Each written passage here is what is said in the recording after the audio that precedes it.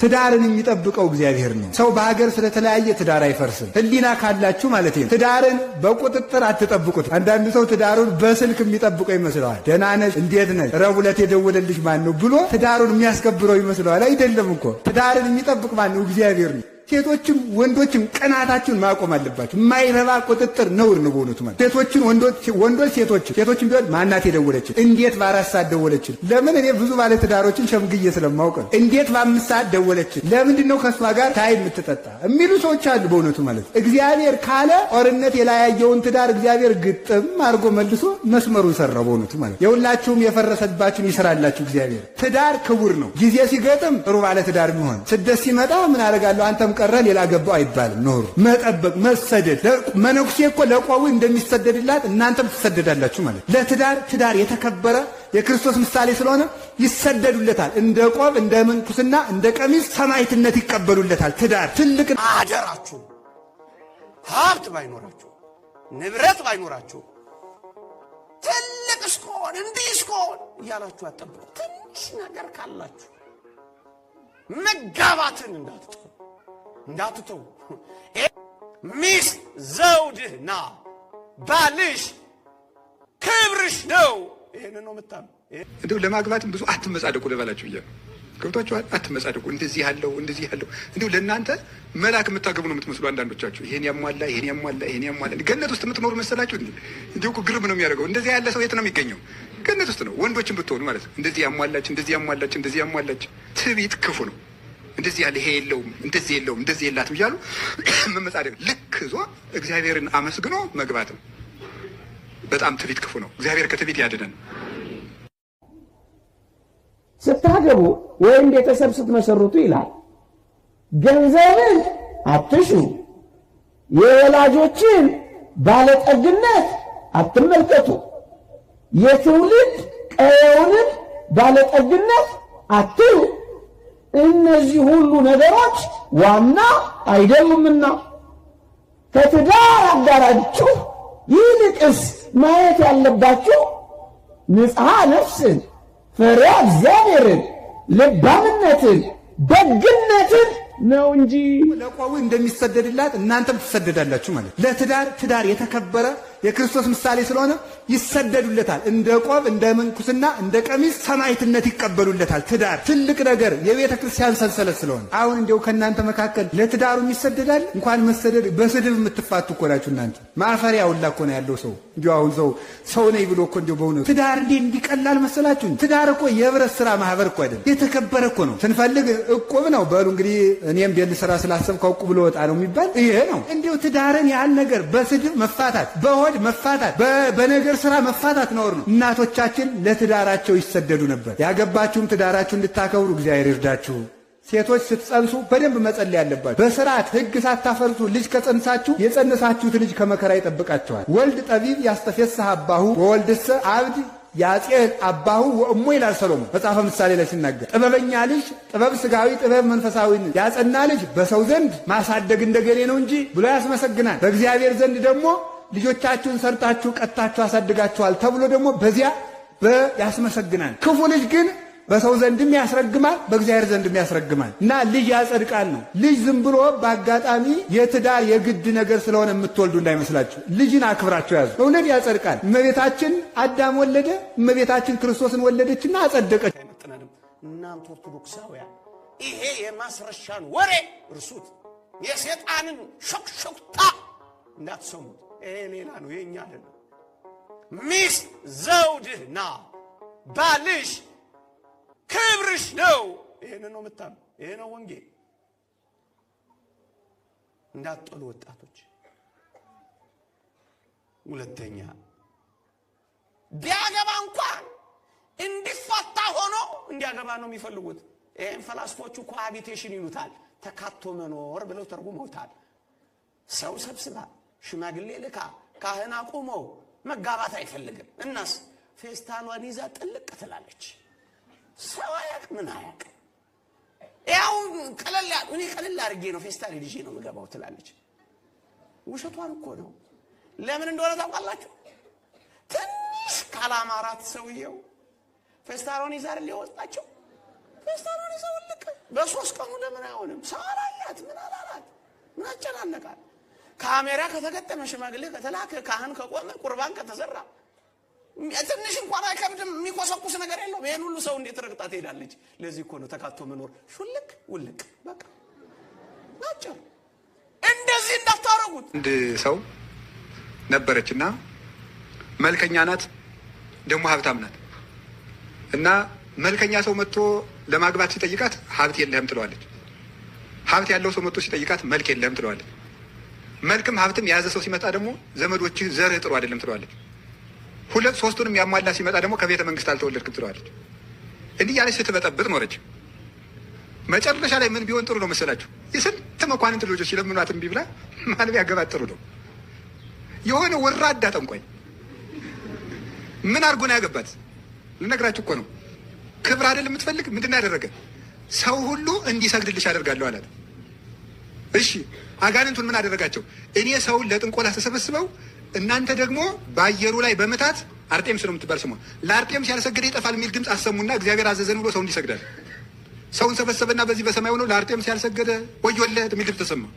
ሰው ደግሞ ይህች ማምላክ ብትሆን ብሎ ሰገደለት። ሰው ጅል አይደል? ከዚህ በኋላ ስግደቷን ቀምሳ የአንድ ጠንቋይ ሚስቱን አቀረች። ደግሞ እሷ የወለደችው ዜውስ የሚባል የእሷ ልጅ ደግሞ ጣዖት ነው። መከራችን እነ ቅዱስ ጳውሎስን ሲያሰቃይ የነበረ ሲያስገድል የነበረ ይሄ ልጅ ነው። ይኸው መመካት ሰማችሁ? እንዲሁ አብዛኞቻችሁ እዚህ ያገባችሁ ትሆናላችሁ፣ ያለገባም ይኖራል። እንዲሁ ለማግባትም ብዙ አትመጻደቁ ልበላችሁ ብዬ ነው። ገብቷችኋል? አትመጻደቁ። እንደዚህ ያለው እንዲሁ ለእናንተ መልአክ የምታገቡ ነው የምትመስሉ አንዳንዶቻችሁ። ይሄን ያሟላ ገነት ውስጥ የምትኖሩ መሰላችሁ? እንዲሁ ግርም ነው የሚያደርገው። እንደዚህ ያለ ሰው የት ነው የሚገኘው? ገነት ውስጥ ነው። ወንዶችን ብትሆኑ ማለት ነው። እንደዚህ ያሟላች ትዕቢት ክፉ ነው። እንደዚህ ያለ ይሄ የለውም እንደዚህ የላትም እያሉ መመጻደቅ ልክ ዞ እግዚአብሔርን አመስግኖ መግባት ነው። በጣም ትዕቢት ክፉ ነው። እግዚአብሔር ከትዕቢት ያድነን።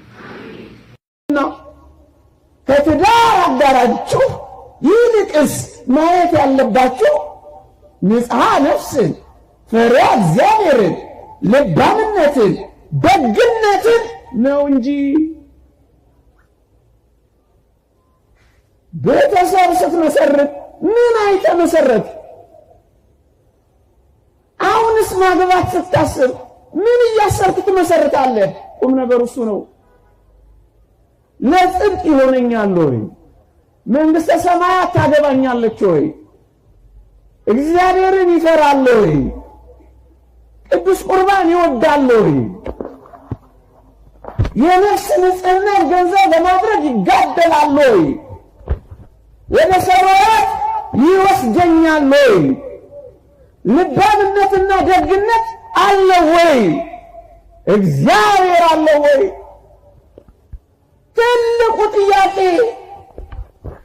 ንጽሐ ነፍስን፣ ፈሪሃ እግዚአብሔርን፣ አስተዋይነትን አገኛለሁ ወይ ነው።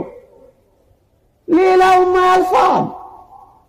ገንዘብን ማዕከል አድርገህ ከገባ ይመጣል፣ ይሄዳል፣ ይተረፋል፣ ይከስራል፣ ይሞላል፣ ይጎላል።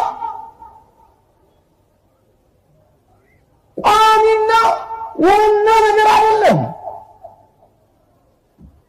ውበትን፣ ደምግባትን፣ የቀየውን ታላቅነት፣ የወላጆቿን በር መዝጊያነት አይተህ ከሆነ ውበት ይረግፋል፣ ማድያት ያወጣል፣ ሰውነት ይለወጣል፣ አካል ይገረጅፋል፣ ማንነት ይጠወልጋል። ኋላ ስታጣው ልታኮርፍ ነው። ያኔ ጀርባ ልትሰጣት ነው። ያኔ ምን ልትሆን ነው? አየህ፣ ገንዘብን፣ ውበትን፣ ደምግባትን፣ የሰውነት ተክለ ቁመና ምክንያት አድርገህ ብቻ ከገባ እሱ ሲጠፋ ትጠፋለህ። እሱ ሲጠወልግ ፍቅርህም ይጠወልጋል። እሱ ሲቀየር ያንተ ማንነትም ይቀየራል። ለዚህ እኮ ነው መሰረቱ ላይ ችግር ስላለብን አንዳንዶች የሳሎንና የጓዳ ሚስት አላቸው። አንዳንዶች የለቅሶ ቤትና የሰርግ ቤት ሚስት አላቸው። አንዳንዶች መኪና እንደሚቀይሩት ይቀይራሉ። አንዳንዶች ሸሚዝ እንደሚለዋውጡት ይለዋውጣሉ። ምንም አይመስላቸውም። ምክንያቱም የሚፈልጉትን ካጡ ደግሞ ወደ ሌላው ይበራሉ። ጎበዝ ቅዱስ ዮሐንስ አፈወርቅ እንዲህ ይላል፣ ንብን ተመልከታት፣ እርግጥ ነው መልከ ጥፉ ናት፣ ግን ያ ምን የመሰለ ማር ትጋግርልሃለች እንጂ ይላል። ጽድቅን ፈልግ፣ ሌላውን ተወው። ለዚህ ነው ጽድቅን የመፈጸሚያ መንገድ ብቻ አድርገው። ወጣቶች ሆይ ስንመሰርት የጽድቅ ጉዳይ መሆኑን ሳንረሳ ነው ወገኖቼ። እስኪ አንዳንድ ሐሳብ ልስጣችሁና ወደ ሌላኛው ነጥብ ልለፍ። እዩ፣ የትዳር አጋራችንን አዎንታዊ በሆነ ሁኔታ ከተመለከትን ያ ማለት ባሌ ወይም ሚስቴ እግዚአብሔር የሰጠኝ ስጦታ የትዳር አጋሬ አድርጌ ከተቀበልኳት ወይም ከተቀበልሽው ምን እንደምታሳየው ወይም ምን እንደምታሳያት ታውቃለህ?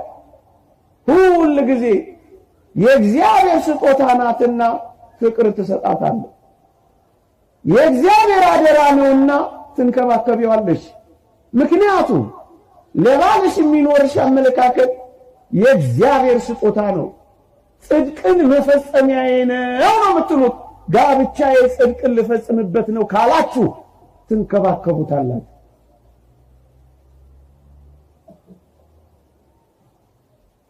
ትወዱታላችሁ። እድሜን ማምለጫ ዘመን መሻገሪያ የሆነ ነገር መደጎሚያ ድህነት ማባረሪያ ካረጋችሁት ግን እመኑኝ ቤተሰባችሁን ትዳራችሁን የውድድር ሜዳ ታረጉታላችሁ። የፉክክር አውድ የጦር አውድማ ታረጉታላችሁ። ያ ሕፃን ልጅ እንዳለው እኮ ነው። ትምህርት ቤት ውስጥ መምህርቷ ስለ አንደኛው ዓለም ጦርነት መንስኤው ያመጣውን ውጤት ነገረቻቸው።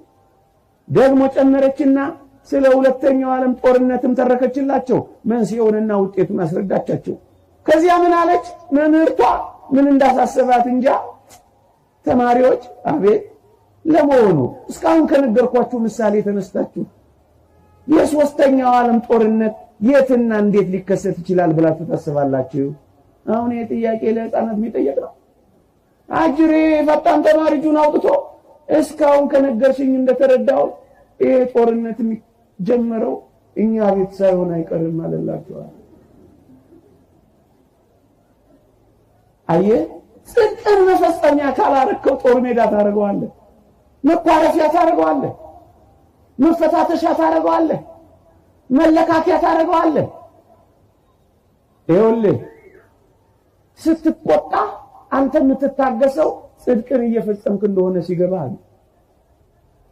ሲጮህብሽ ዝምታን የምትፈጥሪው የክርስቶስን ሕግ ለመፈጸም ነው ያገባሁት ስትሉ ሁለታችሁም ባልም ሚስትም የክርስቶስን ሕግ እንደምትፈጽሙ ስታስቡ ወገኖቼ ትታገሳላችሁ፣ ጭምቶች ትሆናላችሁ።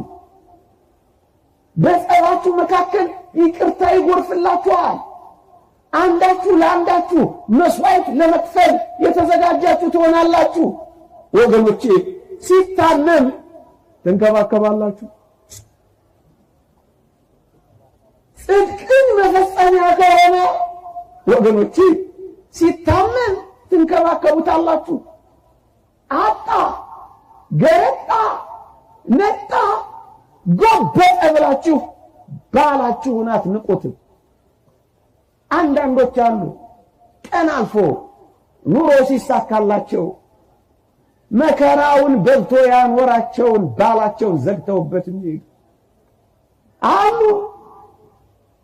ሚስትየው ድንገት ስትታመምበት አባ ከናንተ ማለት በር ዘግቶባት የሚጠፋ ብዙ ነው። ምን ማለት መሰለ?